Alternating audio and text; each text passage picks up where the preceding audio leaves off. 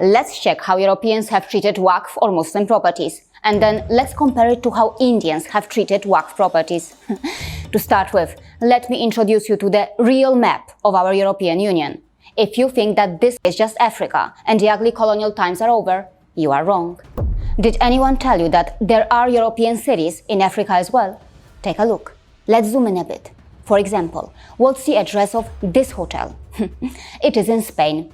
Interesting. And now come over here. What's the official address of this hotel? Again, it's a property in a Spanish city. Yes, both these cities, the cities of Ceuta and Melilla, are a part of the European Union. Yes, a part of Africa is in the official territory of the European Union. That's one of the reasons why I refer to these countries as Western colonial criminal states.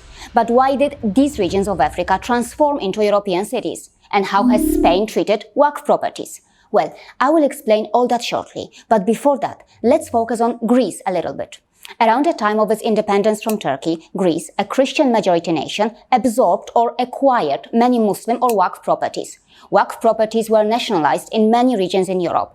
As you can read here, a huge number of WAQF properties were taken over or seized by the socialist state of Yugoslavia during the period 1945 to 1990. Read these numbers here.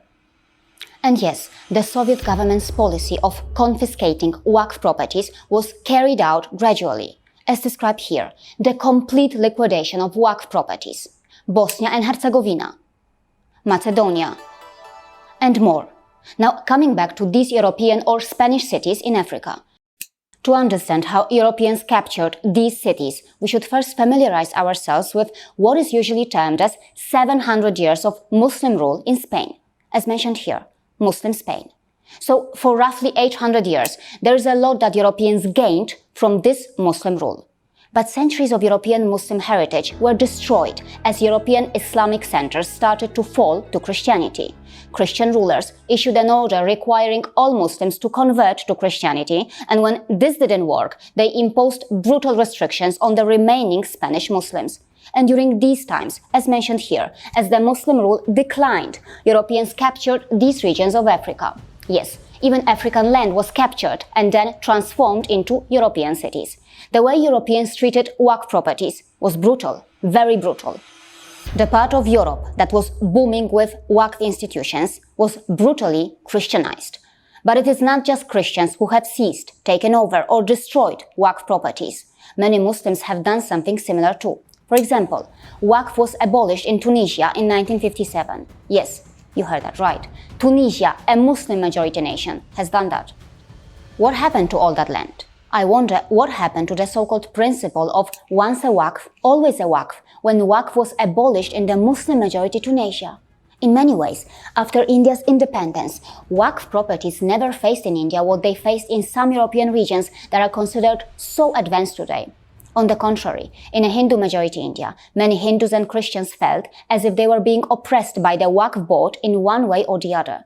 No surprise that today in India, many Christians, Muslims and Hindus are welcoming the WAQF Amendment Bill.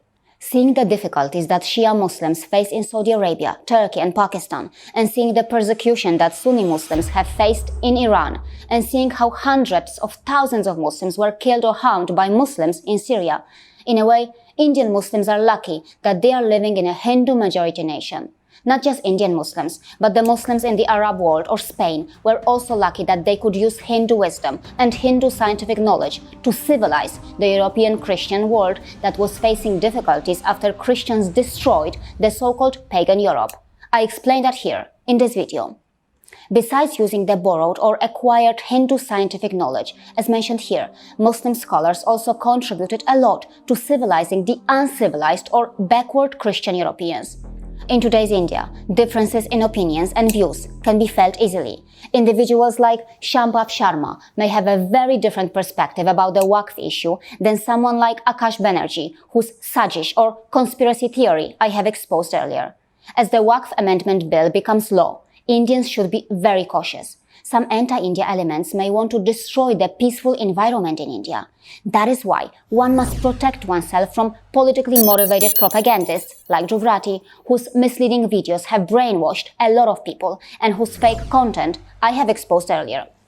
Polytheistic Greece, whose traditions in some ways were similar to Hinduism, was taken over by Christians. Huge parts of Europe were conquered or converted on multiple occasions, forcefully and violently, to Christianity. A lot of rich religious cultural heritage of polytheistic Europeans was destroyed, and in a way, the martyrdom or sacrifice of polytheistic Europeans who rose against the imposition of Christianity is completely forgotten. But even the Christianization of Europe couldn't bring peace. Christians then fought against Christians of other denominations, killing or harming millions. The tensions between Shia Muslims and Sunni Muslims today and the violent history of Protestants and Catholics seem to have something in common. And probably that is about the supremacist claim that their path is the only true path, while invalidating all other paths. On the other hand, Hinduism, which largely accepts multiple paths, seems naturally inclusive and far more pluralism-friendly. For Islam and Christianity, as mentioned here, it could be about the idea of conquest, and that idea of conquest cannot be achieved without conquering or controlling land.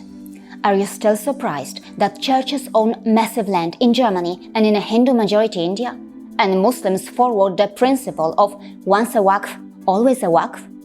As I have said before, exclusivity-seeking, monopolistic religious ideologies cannot be inclusive.